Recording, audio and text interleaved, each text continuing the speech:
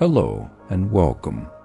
Tonight's story deals with redemption and the question, is it ever too late to be the person you once could have been? May this story lead you to deeper peace as you follow someone learning to rebuild. There was a city built entirely of regret. Not metaphorically, actually. Every building, every street, every monument was constructed from the solidified form of someone's remorse. The city had no official name, but those who found themselves there called it many things.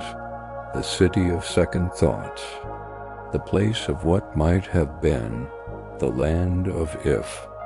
Only, the architecture was stunning and terrible. Towers of crystallized shame reached toward gray skies. Bridges of frozen guilt spanned rivers that ran with tears. Monuments to lost opportunities stood in every square, beautiful and heartbreaking, impossible to look at for long. The city was always twilight, never quite day or night. The sun never fully rose or set. Time moved strangely, or perhaps didn't move at all. People walked the streets in a daze, carrying the weight of their past choices, unable to move forward, unable to go back. And at the center of the city stood a woman. Her name was the Architect, though that was a title, not the name she'd been born with. She was ageless in the way that suffering makes people ageless. She might have been 40 or 400. Her hair was white, but her face was unlined. Her eyes held depths of understanding that came from having seen every form of human regret. She built things in the city, not with the regrets of others, those built themselves, but structures of a different kind, structures of possibility, pathways out, second chances, made solid. Marcus Chun arrived in the city of regret on a Tuesday, though he had no memory of traveling there. One moment he was in his apartment, staring at old photographs, drowning in the weight of his accumulated failures. The next moment he was here, standing in a gray square surrounded by buildings that seemed to pulse with sorrow.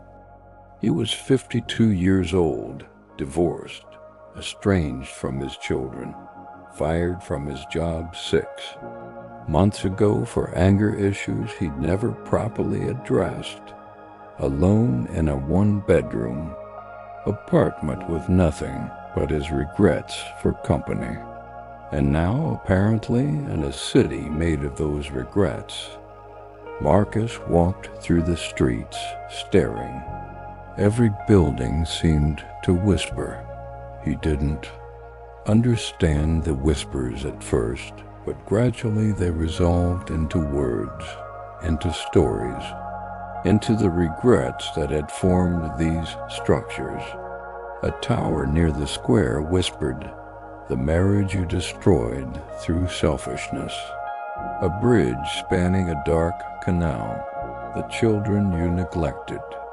A monument in the shape of a clenched fist, "The anger you never controlled." Marcus stumbled backward, overwhelmed. These were his regrets, his failures, given form and substance. It's always shocking at first. He turned to find the Architect standing behind him. She was tall, dressed in clothes that might have been from any era, carrying a rolled set of blueprints under one arm.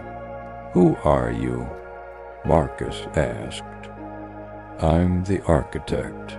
I build in this city, and you're here because the weight of your regrets has become too heavy to carry alone. I don't understand. Where is this place? It's the place between who you were and who you could still become, the architect said. Some call it purgatory. Some call it a dream.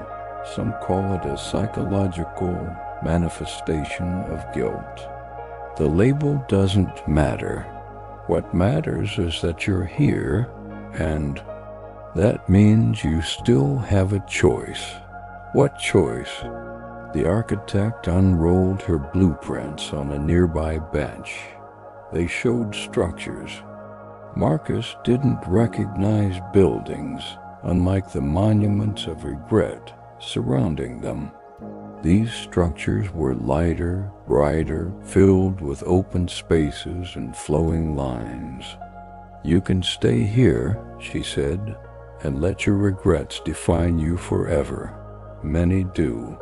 They walk these streets eternally, rehearsing their failures, unable to imagine anything different.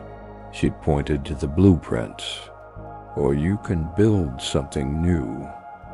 You can't tear down the regrets. They're real. They happened. They exist.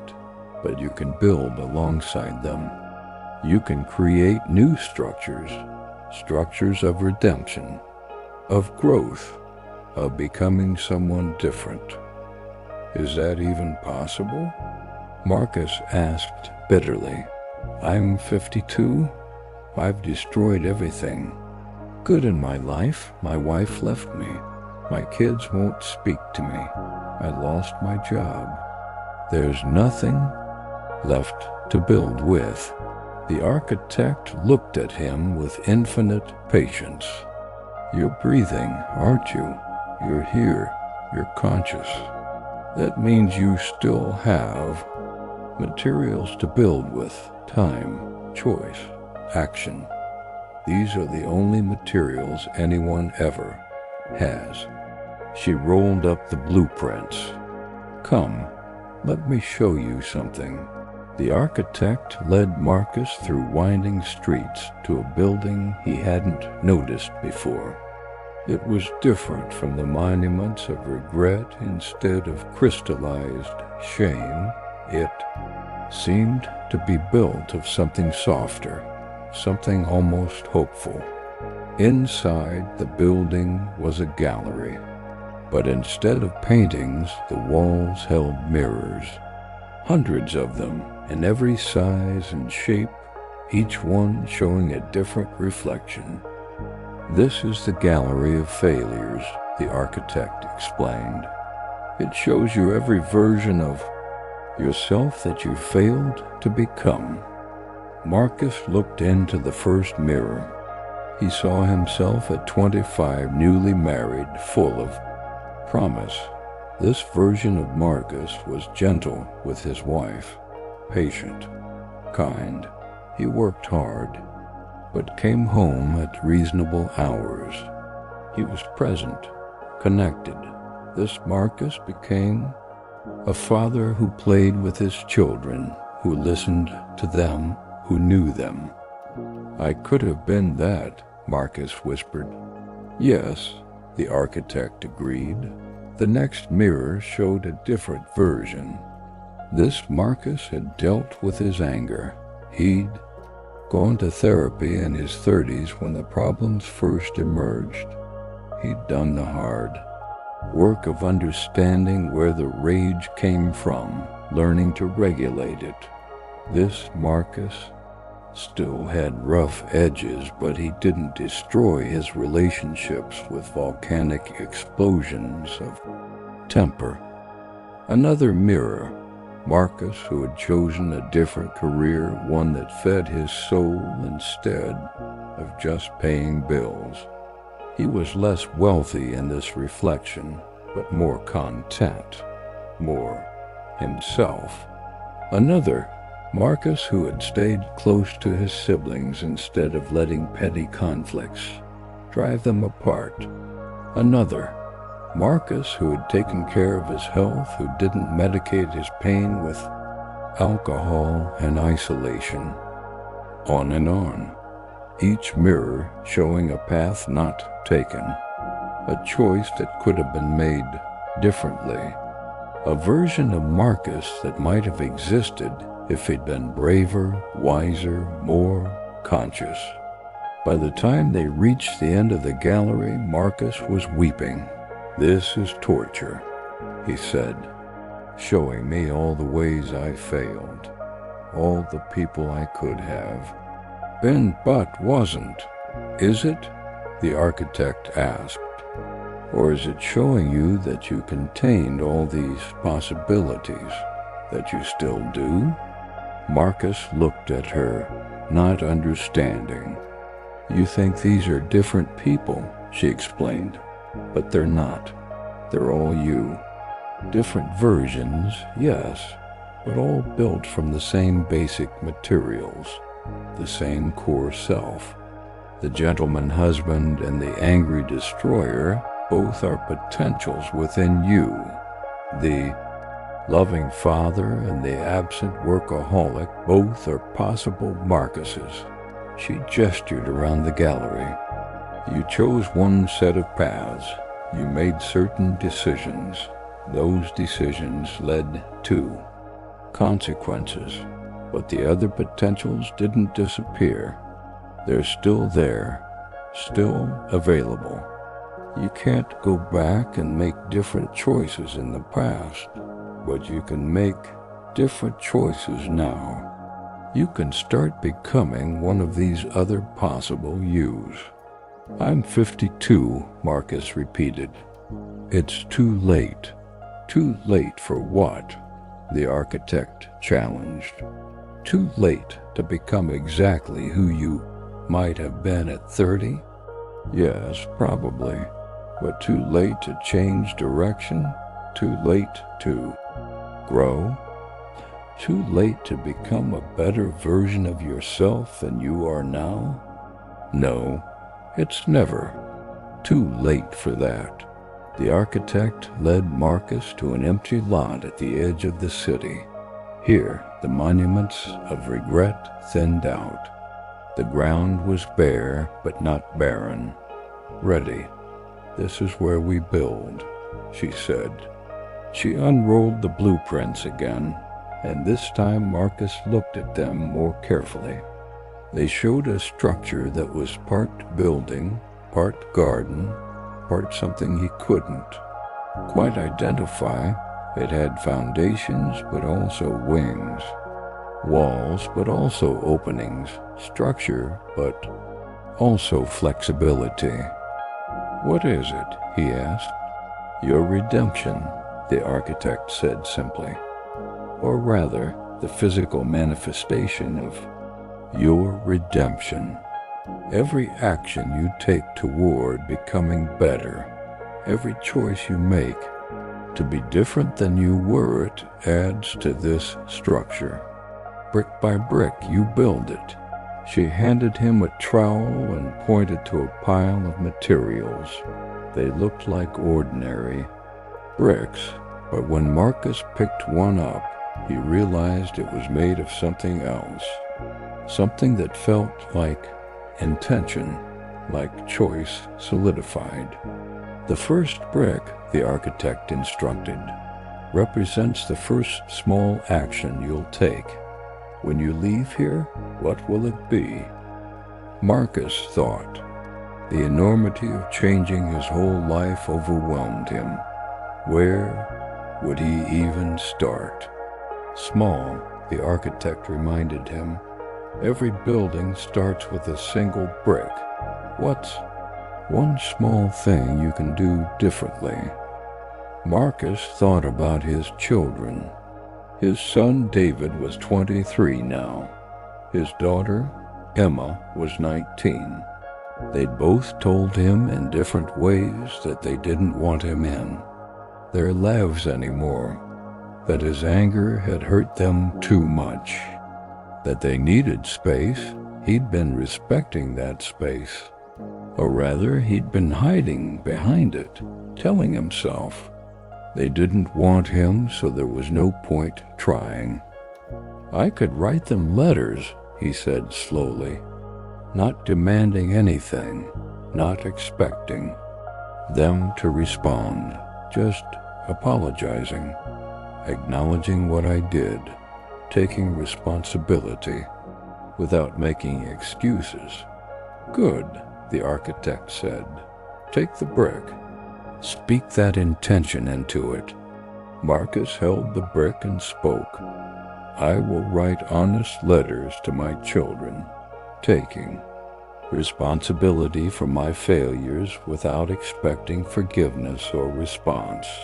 The brick grew warm in his hands, then solid, real. He set it down on the ground, the first brick of his foundation. Again, the architect said, what's the next small action? I could start therapy, Marcus said. Real therapy, not just going through the motions like I did before.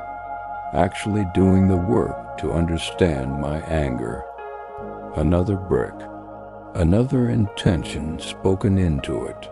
Another piece of foundation laid. I could stop drinking. It's not helping. It's just numbing me. Brick. I could volunteer somewhere. Give my time to something meaningful instead of just sitting in my apartment drowning in regret. Brick. I could call my sister. We haven't spoken in 5 years because of a stupid argument I can barely remember. I could apologize. Brick. One by one, Marcus identified small, concrete actions he could take. Not grand transformations, not impossible changes. Just small steps. Bricks in a foundation. The architect worked alongside him, guiding the placement, ensuring the structure would be sound. The key, she explained as they worked, is consistency, not perfection. You don't need to become a completely different person overnight. You just need to be slightly better today than yesterday. Lay one brick at a time. Some days you'll lay several. Some days you'll only lay one or none at all. That's okay. What matters is the direction, the intention to keep building after hours of work or what felt like hours. Time moved strangely in the city. Marcus had laid perhaps 20 bricks. The beginning of a foundation, small but real. He sat back, exhausted, not physically but emotionally. Each brick had required him to confront his failures, to acknowledge what he needed to change. It was draining. This is hard, he said. Yes, the architect agreed. Building is always harder than destroying. Redemption takes more effort than failure. As they sat, Marcus noticed something disturbing. The monuments of regret around the perimeter of the lot seemed to be moving. Slowly, almost imperceptibly, they were inching closer, as if his regrets didn't want him to build something new, as if they wanted to keep him trapped in their definition of who he was. They're getting closer, he said, pointing. They always do, the architect said calmly. When you start to change, when you start to build something new, your regrets resist. They've defined you for so long that they don't want to be displaced. They whisper to you that change is impossible, that you are who you've always been, that there's no point trying. Marcus could hear the whispers now, louder than before. You'll fail. You always fail. Your children will never forgive you. Why bother trying? You're too old to change. You don't deserve redemption. One small foundation won't erase decades of damage. The whispers were seductive. Part of Marcus wanted to believe them, wanted to give up, return to the familiar pain of his apartment, stop trying. How do I make them stop? He asked. You don't, the architect said. The whispers never completely stop. Your regrets are real. Your failures are real. They don't disappear just because you start trying to do better. They remain monuments to what was. She stood and helped him to his feet. But here's what you need to understand. The monuments can't actually move. They seem to be getting closer because you're noticing them more acutely now that you're changing. When you were drowning in regret, they were just background noise. Now that you're trying to build something different, they stand out more sharply. So what do I do? You keep building, the architect said simply.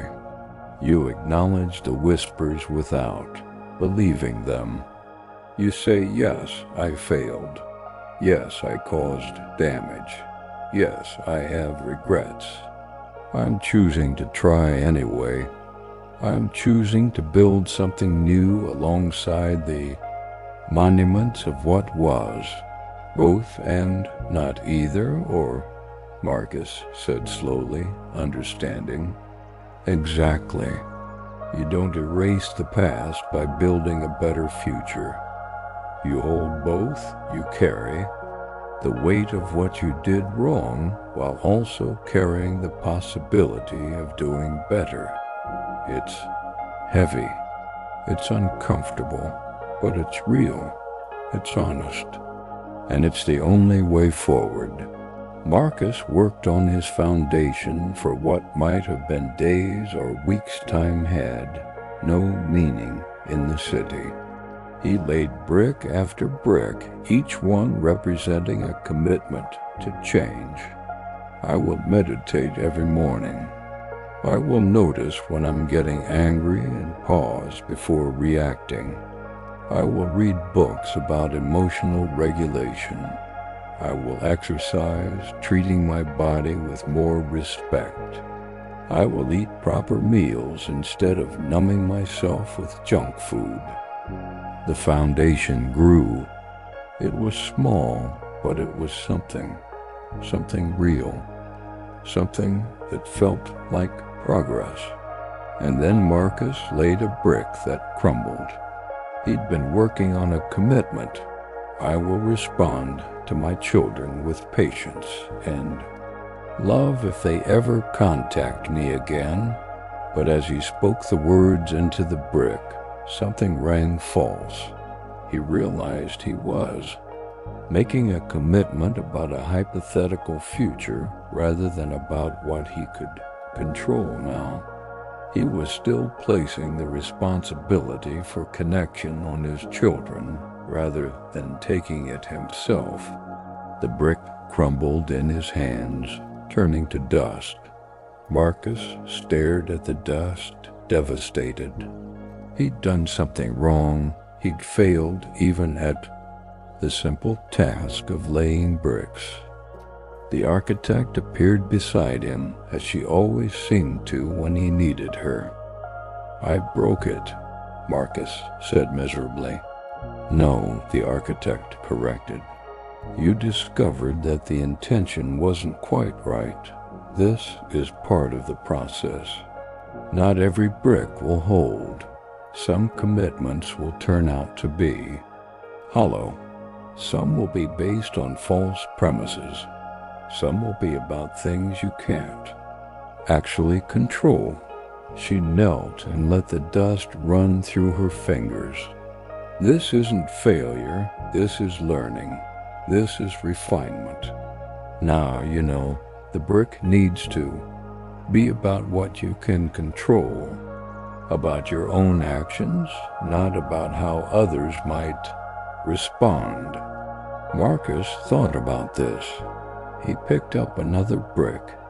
I will continue reaching out to my children with honesty and love whether they respond or not, he said. I will do this because it's the right thing to do, not because I expect a particular outcome. This brick held. He placed it in the foundation. Better, the architect said. As Marcus continued his work, he began to notice other people in the city. He'd thought he was alone, but now he saw them dozens, hundreds, maybe thousands of people, each one working on their own foundation and their own empty lot. A woman about his age building what looked like a bridge.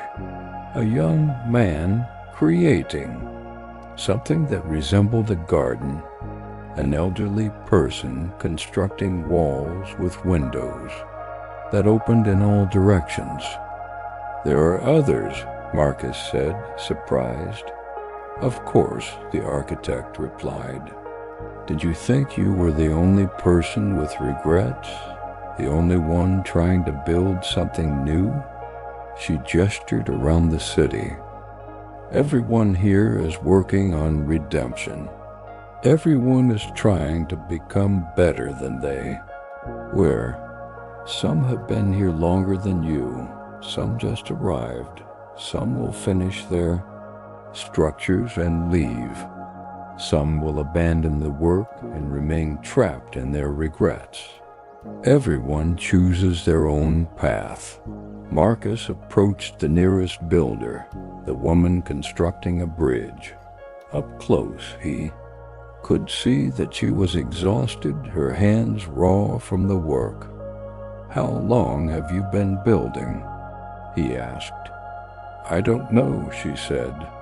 Time works differently here, but it feels like forever. What did you do? Marcus asked.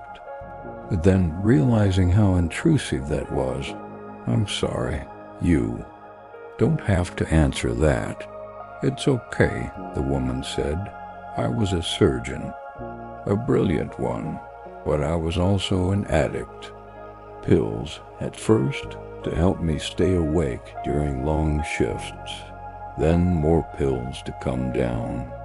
Then other things. I made a mistake during a surgery. Someone died because my hands were shaking, because I was high.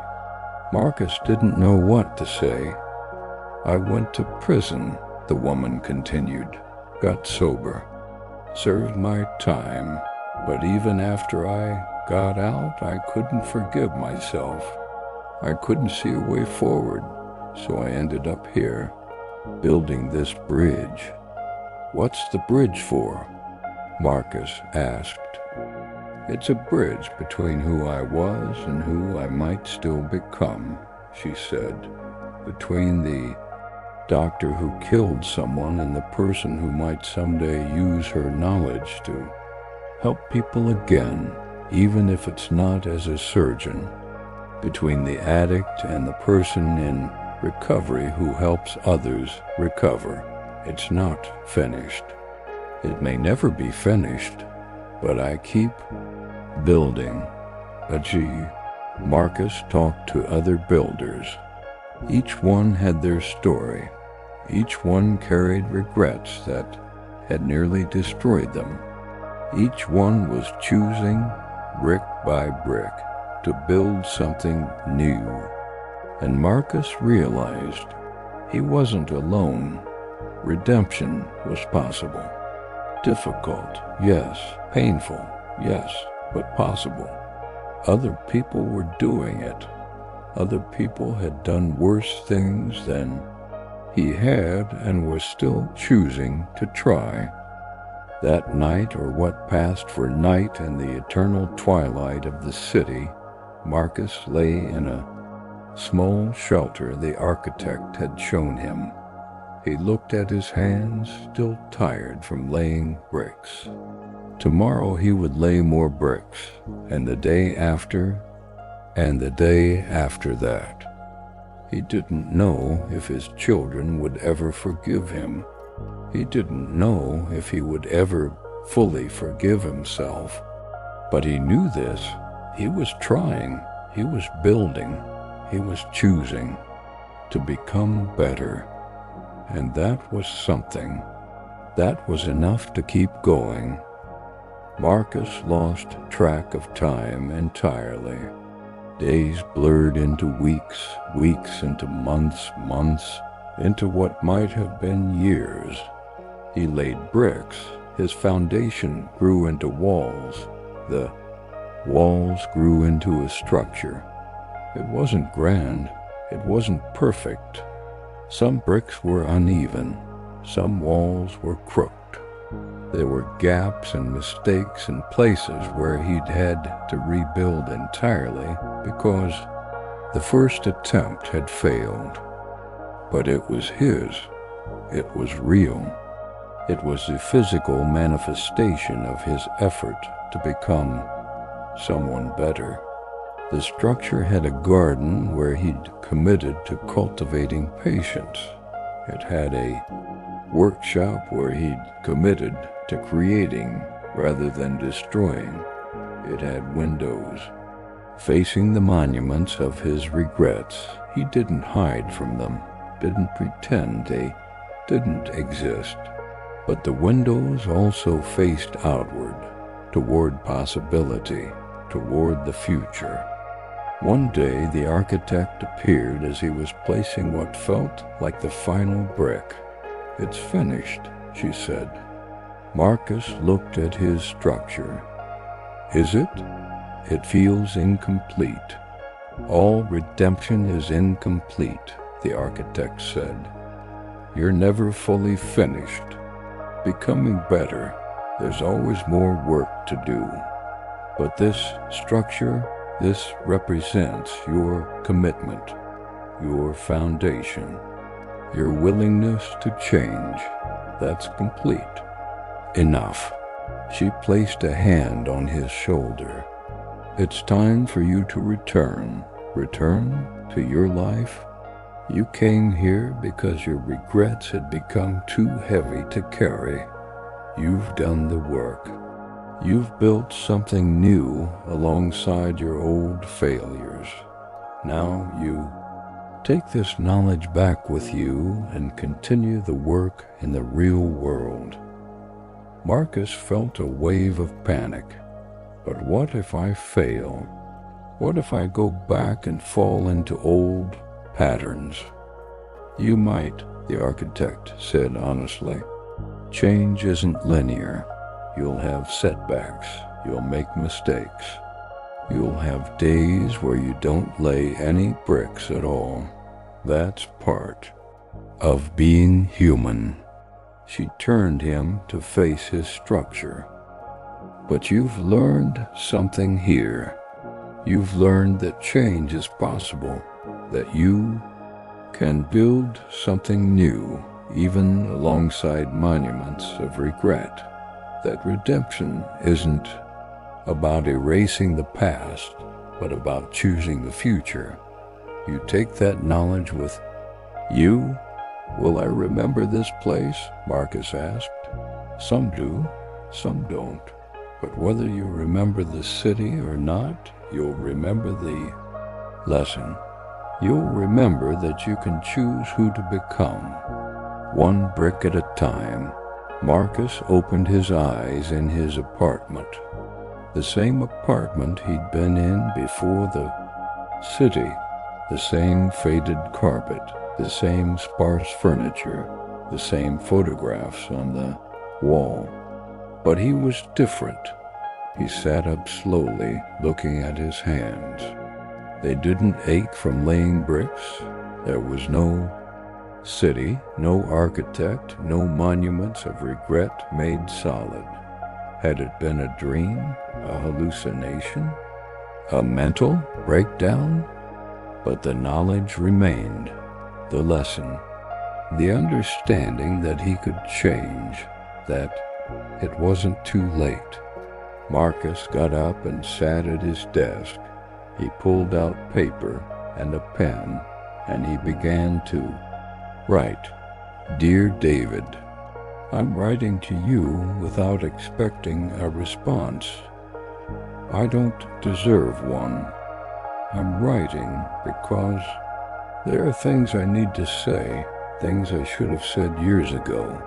I'm sorry.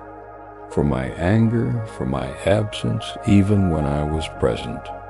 For making you walk on eggshells in your own home.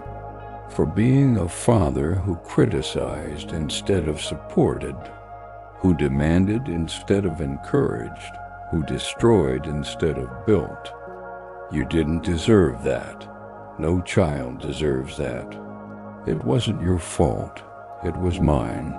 My anger, my failure to deal with my own pain, my choice to take it out on the people I should have protected most. I'm not writing to ask for forgiveness. I'm not writing to ask you to let me back into your life. I'm writing because I need you to know that I understand what I did. I understand the damage, and I'm sorry. I'm also writing to tell you that I'm changing. Not to earn your forgiveness, I may never earn that, but because it's the right thing to do. I'm in therapy, real therapy this time. I'm sober. I'm learning to be a different person than I was. Whether we ever speak again or not, I want you to know you deserved a better father. I'm sorry I wasn't one. And I'm sorry it took me so long to see that clearly. I love you.